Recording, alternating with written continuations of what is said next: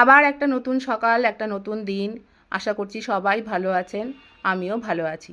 চলুন আজকের ব্লগটা এখান থেকেই শুরু করি। প্রতিদিন সকালটা আমার শুরু হয় ছেলেকে কেন্দ্র করে। ছেলের স্কুল, ছেলের টিফিন তৈরি করা। ছেলের স্কুল সকাল 8টায় শুরু হয়, আস্তে আস্তে বেলা 3টে বেজে যায়।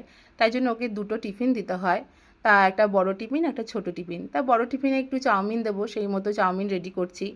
তা বড় টিফিনটা এখানে রেডি করার পর ছোট টিফিনও রেডি করে ফেলেছি, পেয়ারা দেবো। তা ছেলে এখানে স্কুলের জন্য রেডি হয়ে যাচ্ছে, আর মেয়েও ঘুম থেকে উঠে দাদাকে টাটা দেবে বলে রেডি।